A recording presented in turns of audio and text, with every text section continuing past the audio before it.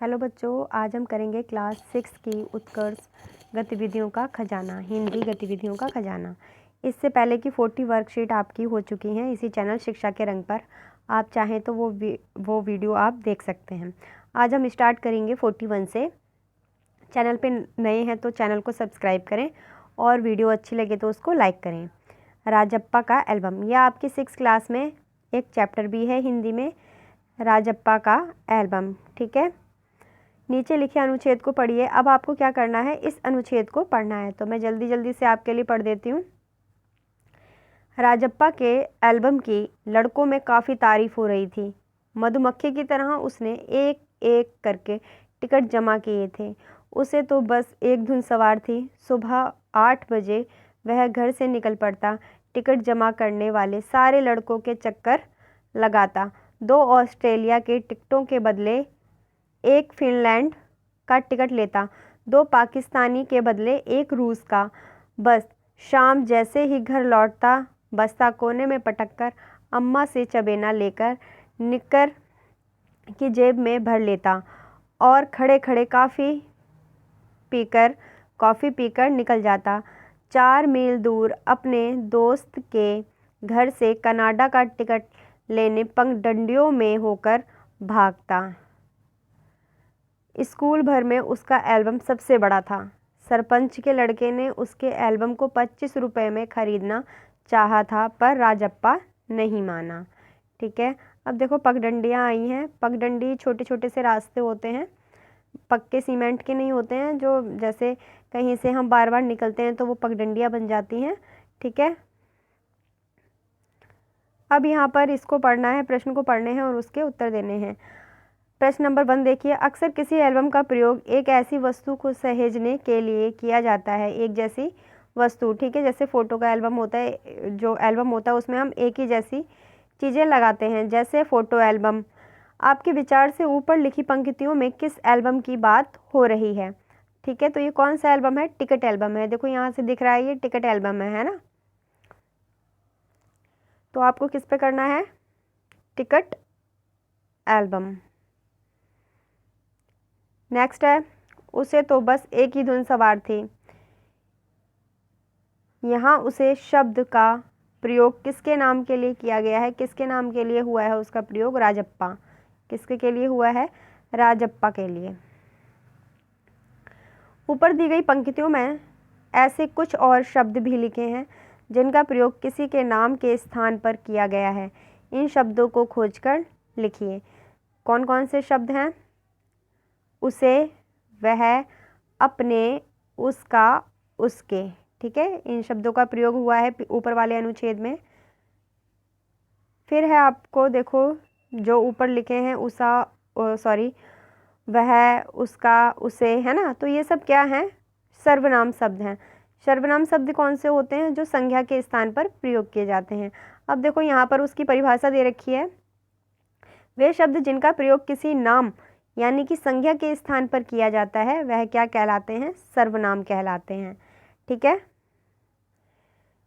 सरपंच के लड़के ने एल्बम कितने रुपए में खरीदना चाहा? 25 रुपये में। कितने रुपए में खरीदना चाहता था वो? 25 रुपये में। ये आपको ऊपर अनुच्छेद में दे रखा है। क्या राजप्पा एल्बम बेचने के लिए मान गया? क्यों? क्या राजप्पा उसको बेचने के लिए मान गया था? नहीं माना था, तो क्यों नहीं? वो नहीं माना था बेचने के लिए। ठीक है, उसने मना कर दिया था क्योंकि उसका एल्बम बहुत बड़ा था। ठीक है, सबसे बड़ा एल्बम किसका था? राजप्पा का ही था। अब आपको क्या करना है, यहाँ पर कुछ पत्तियाँ इकट्ठी करने के लिए बोला है और यहाँ सामने उसका नाम लिखने के लिए बोला है। तो आपके आसपास जो भी पेड़ हैं उसकी पत्तियाँ अगर आपको मिल सकती हैं तो आप यहाँ पर चिपकाइए। यहाँ आपको चिपकानी है, पत्तियों को चिपकाना है। ठीक है, मैंने तो आपके लिए यहाँ पर चित्र बनाया है, आप चाहो तो यहाँ पर पत्तियाँ चिपका सकते हो और इस जगह पर उस जो पत्ती यहाँ लगाओगे उसका नाम यहाँ पर लिखना है। ठीक है, मैंने यहाँ पर बनाई है, लगभग ऐसी ही होती हैं पत्तियाँ जो मैंने बनाई हैं। अब है आपकी वर्कशीट नंबर 42, स्वच्छता अभियान। 2 अक्टूबर 2014 को हमारे देश में स्वच्छ भारत अभियान का आरंभ हुआ। आप स्वच्छता अभियान में किस प्रकार भाग ले सकते हैं? तो आप बता सकते हो अपने लेवल पे, आप क्या कर सकते हो, किस तरीके से उसमें भाग ले सकते हो। ठीक है, ज़रूरी नहीं है भाग लेने के लिए हमें कहीं जाना ही पड़े, हम छोटी छोटी चीज़ों से भी शुरुआत कर सकते हैं। जैसे हम अपने घर और मोहल्ले की साफ़ सफाई करके इसका भाग बन सकते हैं, है ना, इसमें भाग ले सकते हैं अपने। अगर हम अपने घर की, अपने आसपास, अपने मोहल्ले की सफाई रखेंगे तो हम भी क्या हो जाएंगे, स्वच्छता अभियान के भागीदार हो जाएंगे। स्वच्छता अपनाओ, बीमारी को दूर भगाओ, इस स्लोगन को पढ़कर आप भी एक स्लोगन लिखिए। तो यहाँ पर देखो, यहाँ लिखा हुआ है स्लोगन, कूड़ा करकट फैलाना, बीमारी पास बुलाना, गंदगी का ना हो नामो निशान, सफाई हो हमारी पहचान। ठीक है, सफाई हो हमारी पहचान यहाँ लिखा है। इस तरीके से अगर आपको कोई और स्लोगन आता है तो आप यहाँ पर इस जगह पर कोई दूसरा स्लोगन लिख सकते हो।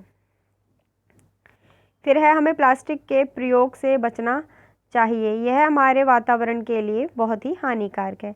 प्लास्टिक से बनी 4 चीज़ों के नाम लिखिए जो आप प्रयोग करते हो। तो आप अपने घर में आसपास देखिए, जो भी चीज़ें आप प्लास्टिक से बनी यूज़ करते हैं आप उसका नाम यहाँ पर लिख सकते हो। ठीक है, मैंने तो ये लिखा है, आप अपने घर में देखकर जो भी चीज़ आपको दिखे उसका नाम यहाँ पर आप लिख सकते हो। फिर है, हमें अपने आसपास के वातावरण को कैसे स्वच्छ रखना है, कुछ सुझाव दीजिए। तो आप अपने घर के आसपास वातावरण को कैसे स्वच्छ रख सकते हो उसके सुझाव देने हैं आपको यहाँ पर, जैसे यहाँ लिखा हुआ है। ठीक है, फिर यहाँ पर कुछ चित्र दे रखे हैं, इसका नाम लिखना था। जैसे ये झाड़ू है, सभी जानते हैं ये झाड़ू है, इसको आप देख लेना आपके यहाँ पर क्या कहते हैं। हमारे यहाँ तो डेगची कहते हैं। और ये गमला है। ठीक है, आपके यहाँ पर जो भी कहते हैं इसका नाम आप यहाँ पर लिख देना। अब है वर्कशीट नंबर 43, जल का महत्व। ठीक है, सभी को पता है जल का बहुत महत्व होता है, जल हमारे लिए बहुत ज़रूरी है। ठीक है, बहुत ज़रूरी क्या है, जल है तो हम हैं, जल है तो कल है, जल है तो हम हैं। ठीक है, अब देखो ये चित्र को ध्यान से देखो, इसमें क्या कर रहा है, ये ब्रश कर रहा है लड़का, और यहाँ पर टैप इसने ऑन कर रखा है, पानी गिर रहा है और ये ब्रश कर रहा है। और दूसरे चित्र में देखो क्या कर रहे हैं, ये बारिश के पानी को संचय कर रहे हैं। ठीक है, फिर इन चित्र को देखकर आपको यहाँ पर इसके आंसर देने हैं। दोनों चित्र में क्या अंतर है, एक पानी बर्बाद और दूसरा पानी संचय कर रहा है, यही अंतर है ना। आप लिख सकते हो, अपनी भाषा में भी लिख सकते हो जो आपको लग रहा है। ऊपर दिए गए दोनों चित्रों में से कौन सा चित्र समस्या से संबंधित है और कौन सा समाधान। तो पहला वाला समस्या से संबंधित है, जल समस्या, यहाँ पर लिख लो आप जल समस्या, और दूसरा जल समाधान से, है ना, पानी का, बरसात के पानी का संचय कर सकते हैं। जल संकट क्या है, जल की कमी को ही जल संकट कहते हैं। ठीक है, जल संकट क्या है, जल की कमी को जल संकट कहते हैं।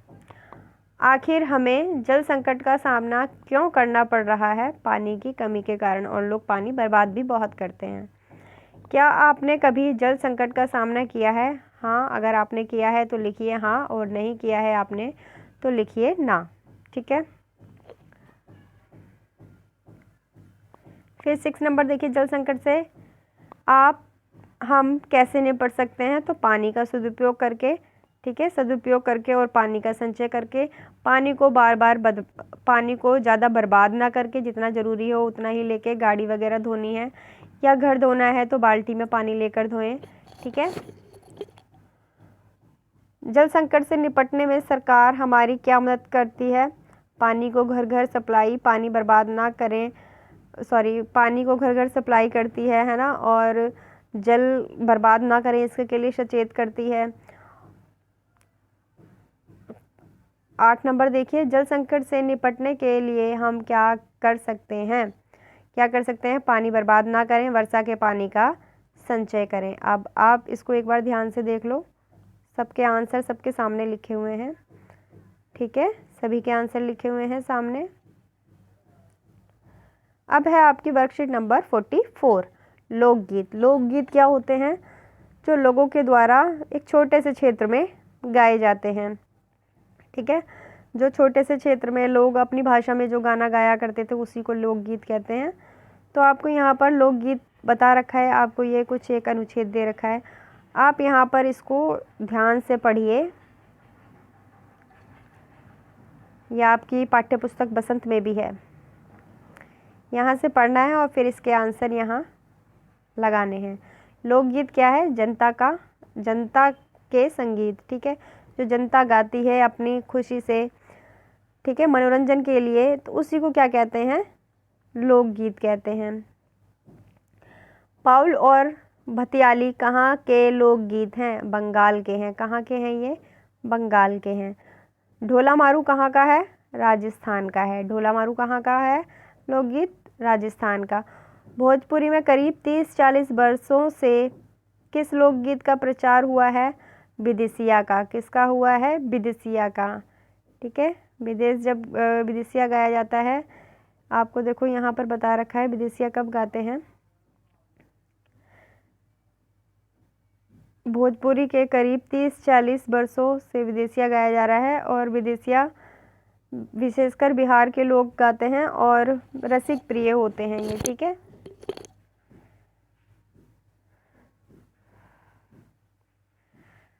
अब यहाँ पर है क्वेश्चन नंबर 2, देखिए, निम्नलिखित लोकगीतों का उनके राज्य से मिलान कीजिए। यहाँ पर क्या करना है आपको? लोकगीत से मिलान करना है। बाउल क्या होता है?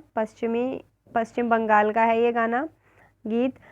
हीर रांझा कहाँ का है? पंजाब का है। विदेशिया कहाँ का है? अभी बताया, बिहार का। ढोला मारू राजस्थान का है। फिर आपको लिखना है आप मूलतः किस राज्य से हैं, तो आप जिस भी राज्य से हैं यहाँ पर लिख सकते हो, और जिस राज्य से आप बिलोंग करते हो उसी राज्य में या फिर कोई और गाना आपने सुना हो, ठीक है, अपनी क्षेत्रीय भाषा में, वो आप यहाँ पर लिख सकते हो, जो ये खाली स्पेस छूटा हुआ है।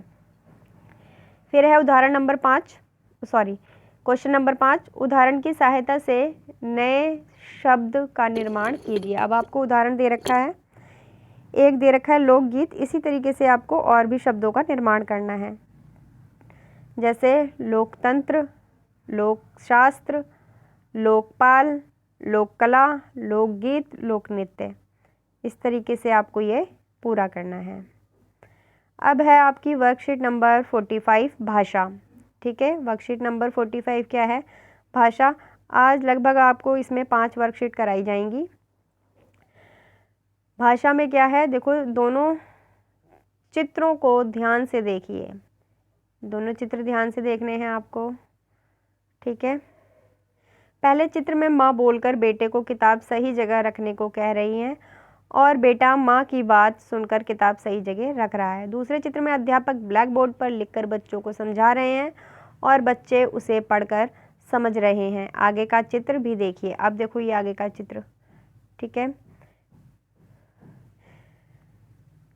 इस चित्र में एक लड़की अपने पिता से दुकान में रखे खिलौने की तरफ इशारा कर रही है क्योंकि वह अभी छोटी है, बोलना नहीं जानती। जो बोलने और सुनने में असमर्थ हों वे इशारे से बात करते हैं। इस प्रकार हम कभी कभी अपनी बातें इशारों में बोलकर या लिखकर भी बताते हैं। इसलिए कह सकते हैं कि अपने मन की बात दूसरों तक पहुंचाने और दूसरों की बात को समझने के साधन को भाषा कहते हैं, ठीक है। भाषा क्या है? अपने मन की बात दूसरों को समझाना और दूसरे की मन की बात को समझना क्या कहलाती है? भाषा कहलाती है। भाषा के 3 रूप होते हैं, एक होती है मौखिक भाषा, एक होती है लिखित भाषा और तीसरी होती है सांकेतिक भाषा, ठीक है। सांकेतिक भाषा वो होती है जो हम इशारों में बताते हैं, मुंह से नहीं कहते हैं और ना ही लिख के बताते हैं। जैसे आपने ट्रैफिक लाइट देखी होगी, ठीक है, वहाँ पर कोई बोलता नहीं है आके कि आप गाड़ी रोकिए या गाड़ी को चलाइए। जब रेड लाइट होती है तो आप खुद ही अपनी गाड़ी रोक लेते हैं। आपने अपने मम्मी पापा को देखा होगा, वो खुद ही गाड़ी रोक लेते हैं, ठीक है, उनसे कोई कहने नहीं आता है। यही क्या होती है? सांकेतिक भाषा होती है। जैसे ही रेड लाइट हो गई वैसे ही गाड़ी रोकनी है और जैसे ही ग्रीन होती है गाड़ी को चलाना होता है। ये सांकेतिक भाषा होती है। देखो मौखिक भाषा बता रखी है। मौखिक भाषा जब हम बोलकर दूसरों तक अपनी बात पहुंचाते हैं और वह सुनकर हमारी बात समझता है, वह मौखिक भाषा कहलाती है। लिखित जब हम लिखकर दूसरों तक अपनी बात पहुंचाते हैं और वह पढ़कर हमारी बात समझता है, वह लिखित भाषा होती है।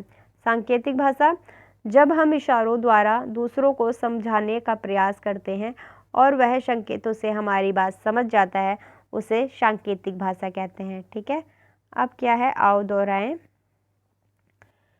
नीचे दिए गए मटके में रखे शब्दों से खाली स्थान की पूर्ति कीजिए। ठीक है, भाषा क्या है, मन के भाव प्रकट करने वाला साधन होता है। ठीक है, हमारे मन में क्या भाव है उसको हम भाषा के माध्यम से प्रकट करते हैं। हम अपने विचार कैसे प्रकट करते हैं, बोलकर और लिखकर प्रकट करते हैं। कैसे करते हैं, बोलकर और लिखकर। तीसरा नंबर देखिए, हम दूसरों के विचार सुनकर और पढ़कर समझते हैं। दूसरों के विचार, कोई क्या कहना चाह रहा है तो हम कैसे करते हैं, सुनते हैं उसकी बात को, या फिर उसने लिख के दिया है तो उसको पढ़ते हैं। चौथा नंबर देखिए, जो बोलने और सुनने में असमर्थ होते हैं वह क्या करते हैं, सांकेतिक भाषा का प्रयोग करते हैं। ठीक है, क्या लिखा है, सांकेतिक भाषा। सांकेतिक भाषा।